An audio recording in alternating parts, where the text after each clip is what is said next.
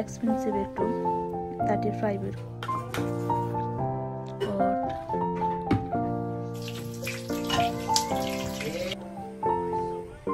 এটাকে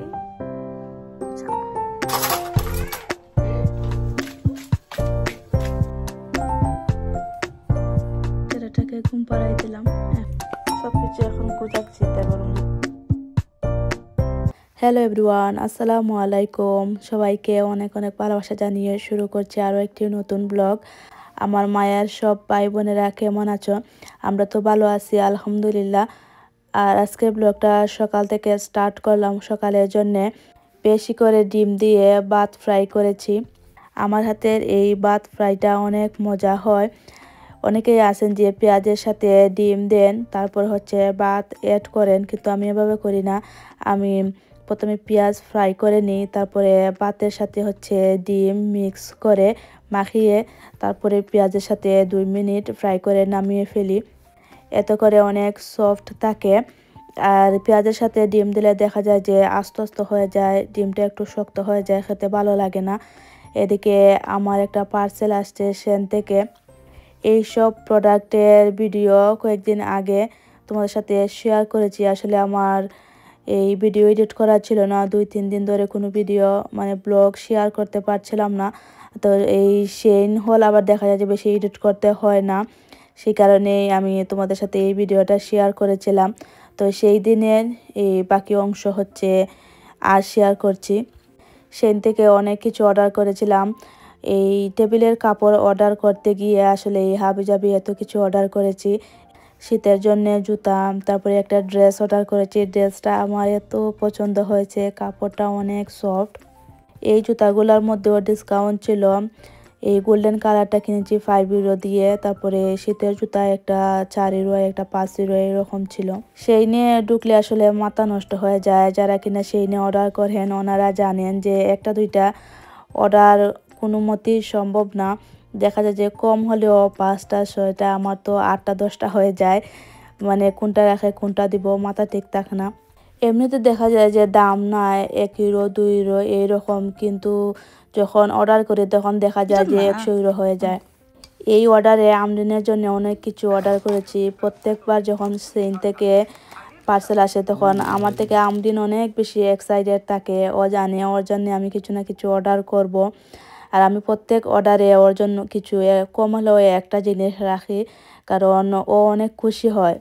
বাচ্চা মানুষ যখন দেখে যে ওর জন্য কিছু নেই তখন মনটা খারাপ হয়ে যায়। এইবার ওর জন্য জুতা, ব্যাগ, তারপরে এই যে আরও অনেক কিছু অর্ডার করেছি, ও এগুলা পেয়ে অনেক খুশি। তারপরে পানির বোতলটাও অনেক কিউট। ঠান্ডা আসলেই একটা প্রবলেম, হঠাৎ বৃষ্টি, সকাল বৃষ্টি, বিকালে বৃষ্টি, দেখা যায় যে কোনো দিন রাতে বৃষ্টি থাকে। এই যে কাপড়ের উপরে পলিথিন দিলাম যাতে ভিজে না যায়। এর থেকে যে নতুন জুতাগুলো কিনেছি এগুলো তোমাদেরকে পরে দেখাই।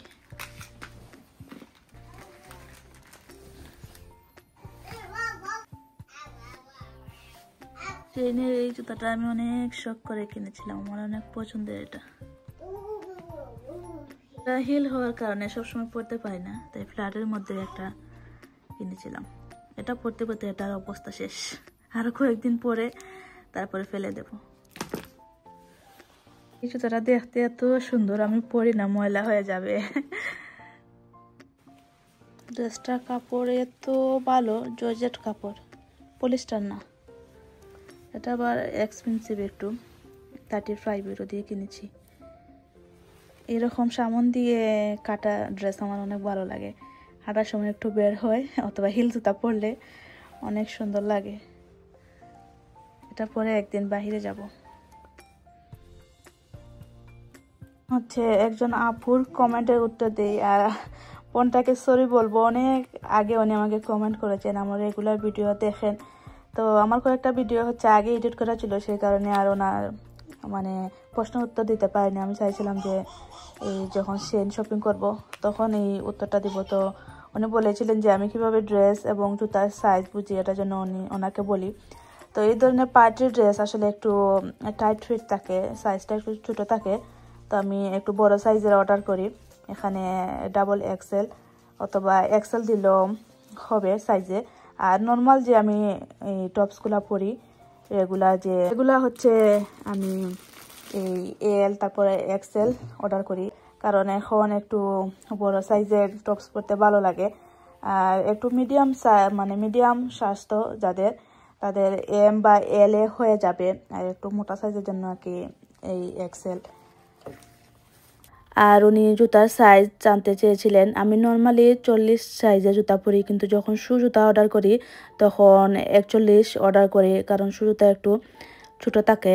এখন সব কিছু গুছাবো, তারপরে আমার যে জুতার বক্স, সেখানে এই যে সামারে যত জুতা পরেছি আমার জুতার বক্সটা একবারে ফুল হয়ে গেছে। জুতার বক্স থেকে সব জুতা বের করলাম, তো তোমাদেরকে দেখিয়েও দিলাম যে সেখান থেকে কি কি কিনেছি। এখন টেবিলটা পরিষ্কার করছি, আর হাজব্যান্ডকে বললাম একটু হেল্প করার জন্যে। এই টেবিলের কাপড়টা তো একা একা বিচারে দেখা যাবে যে কুচ হয়ে যাবে।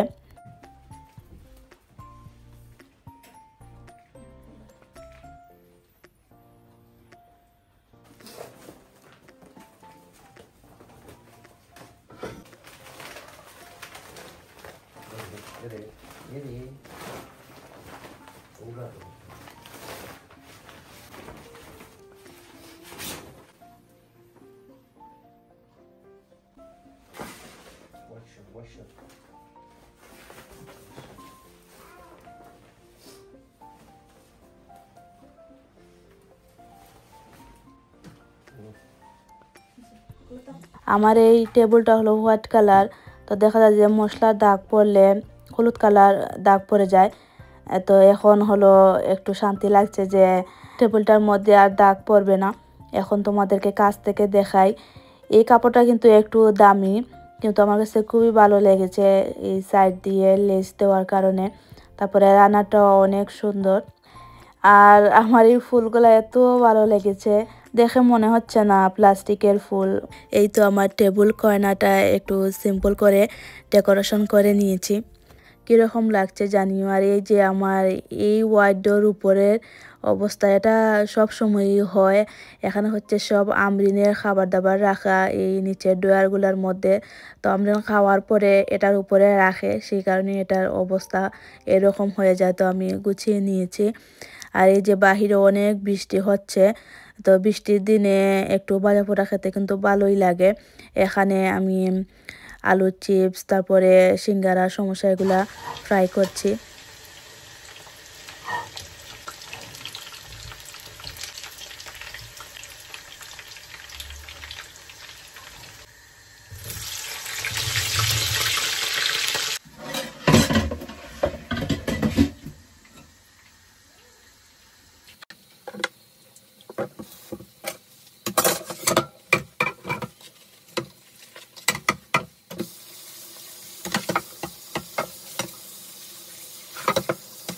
দুপুরে ভাত খেয়ে নিয়েছি, সেটা তোমাদের সাথে শেয়ার করে নিয়ে। তো খাওয়ার পরে কিছু বাসন বের হয়েছে, এগুলা ধুয়ে রাখছি। জমা করে রাখলে দেখা যায় যে আরও পাহাড় সমান হয়ে যায়। তখন আসলে মানে একটু ভয় লাগে যে এত কিছু জমা হয়ে গেছে। তো ধুয়ে রাখলে দেখা যায় যে একটু কম চাপ পড়ে। বাসন ধোয়া এই শেষ না, রান্না করার পরে আবার আর অনেক কিছু বের হবে।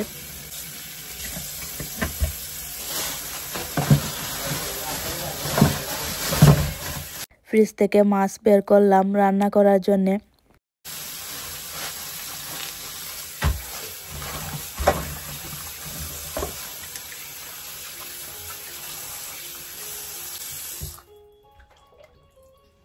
এই লাউটা 1 সপ্তাহ আগে এনেছিলাম, তো রান্না করব করে আর করা হচ্ছিল না। আমি এনেছিলাম মাংস দিয়ে খাবো, আজ দেখি যেটা ফুটা হয়ে গেছে।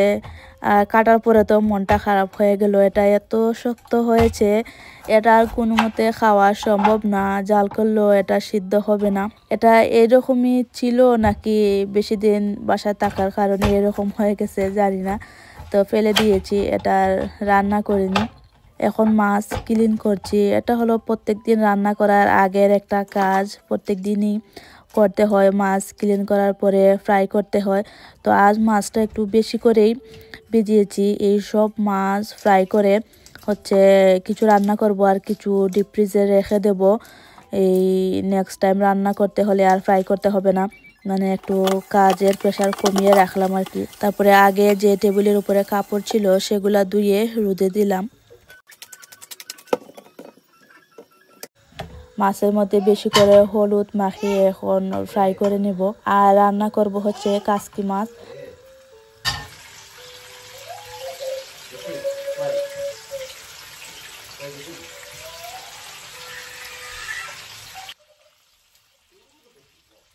ফ্রিজটাও পরিষ্কার করে নিয়েছি।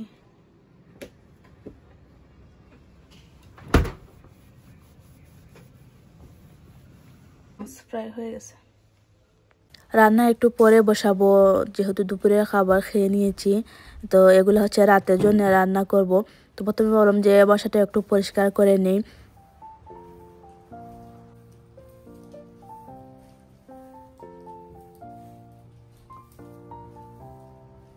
প্রত্যেকদিন না মুছলেও রুমটা কিন্তু প্রত্যেকদিনই ঝাড়ু দিতে হয়, অনেক ময়লা হয়। আর বাচ্চা কাচ্চা করে তো মনে করো কোনো সময় 2বারও ঝাড়ু দিতে হয়, বাচ্চারা অনেক বেশি এই ময়লা করে।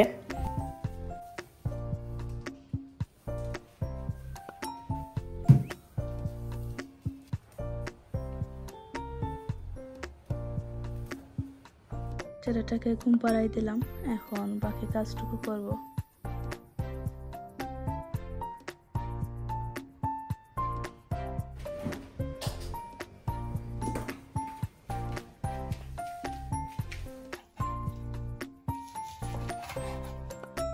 আমি কই কোনো মালটা বাংলাদেশে জল লাগাম তাম্বুরা লাগাম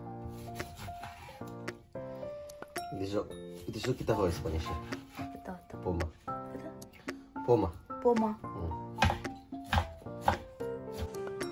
তো তুমি রস্তেছ